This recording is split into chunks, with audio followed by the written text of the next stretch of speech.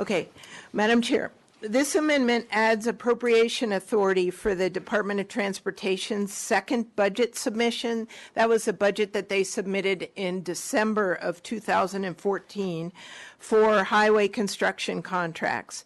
In the fall, the first budget submission is in September of 2004, was in September 2014. Then they do a lot of intensive looking at all their projects and actually figure out how much the next few years projects are going to cost, so they have a better plan in place by the December submission. This would give the department the ability for boots on the ground projects. It gives them appropriation authority. They don't spend, and this agency has been very good about not spending what they don't have. They manage on a cash basis, and this allows them the opportunity to spend, to have more construction projects on our highways, and I urge a do pass. Representative Glim. Thank you, Madam Chair. At this time, I'm going to resist this amendment. As we talked about during the presentation, this fund is $7 million in the hole. Where we're at now, if we go ahead and pass this, we will be 12 million in the hole. The match that we need for this is about 5.8 million, if I remember right. I am working on another amendment to try and fix the funding issue along with this, so we can try and get more construction in the state. But for right now, we're going to resist this amendment. Representative Milhoff. Thank you, Madam Chairman. This funding is a critical component. I also had an amendment I was going to run, but I'm seeing some problems with this. Also, I was going to take a snapshot at a given time, but the problem is money for this fund comes in at different times. And so you can't snapshot something on this fund real well, and you might have the federal money might be delayed in coming in by a month, and if you snapshot that month ahead of that, then you got a concern on you can't use the money. So I think I remember a time when on appropriations where we funded every water project. If all of them came through, we were going to be in for a supplemental, but we knew all projects weren't going to come in. They never do.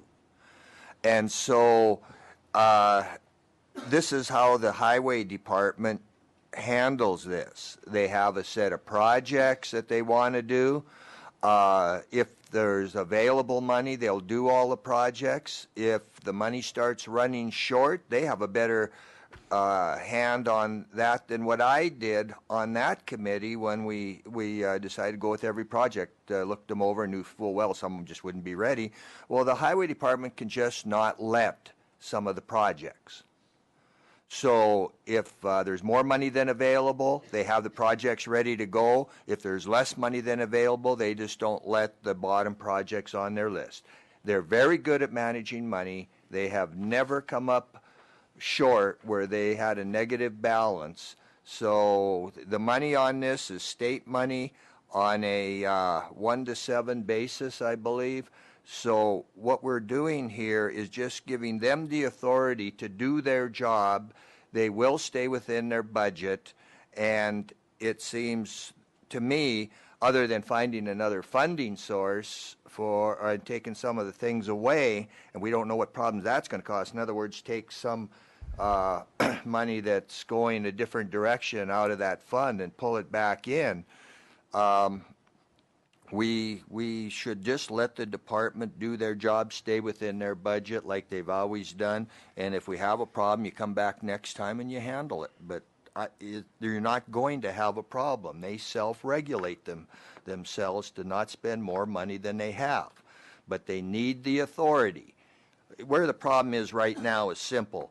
We don't know what the gas tax moving forward is going to be. There isn't a person in this room that would stake a dollar bill on where gas revenues are going to be from our gas tax. We're in a brand new paradigm. The old paradigm was, and you can get all kinds of math models on that, when gas usage went down, therefore gas tax went down, the price of gas went down. There was no real correlation to increased use because we were always in a recession. This is a brand new paradigm where we're not in a recession and the price of gasoline is dropping. So you can throw out all the math models that we've tried to use to figure out how much money's coming in, and the Department of Transportation has a totally different figure on what they think it's going to be versus our figure. And that's where the problem is. But if transportation is right and LFD is wrong, then we should be able to utilize that money at a 7-to-1 ratio, put boots on the ground, and build better roads. You need only leave the state of Montana and go almost any direction to see real bad roads. We do a great job in Montana. So let's give them the ability to do their job and support this amendment. Thank you. Representative Tropila. Madam Chair, members of the committee, I too agree with the good representative from Great Falls, and let's make no mistake about it. We're talking about highway construction contracts. We're basically talking about highway job contracts. And let me be clear, we Democrats in the state of Montana ran on a jobs platform. We're going to support jobs in the state of Montana. This is about jobs in the state of Montana, and we Democrats on this committee are going to vote for this amendment today, Madam Chair. I'll just add a comment from the committee. This was probably at least a 2-hour discussion on why this account is underwater, how much it was underwater, and the committee felt very strongly that we did not allocate money when funds were underwater. It was just that simple. So, question has been called. We'll take a roll call vote. Majority Vice Chairman Osmundson. No by proxy. Minority Vice Chairman Noonan. Yes. Representative Bradell. No. Representative McCarthy. Yes. Representative Woods. Aye. Representative Glim. No. Representative Hagstrom. No. Representative Melhoff. Yes. Representative Burnett. No. Representative Jones. No. Representative Tropila. Yes. Representative Ellis. Yes. Representative Hollandsworth. No. Representative Eli. No. Representative Chida. No. Representative Peppers. Yes. Representative Dudik. Yes. Representative Hamland. No. Representative Cuff. No. Chair Balance. No. 8 representatives voted yes, 12 representatives voted no. Amendment number HB 000204-C.ACD failed.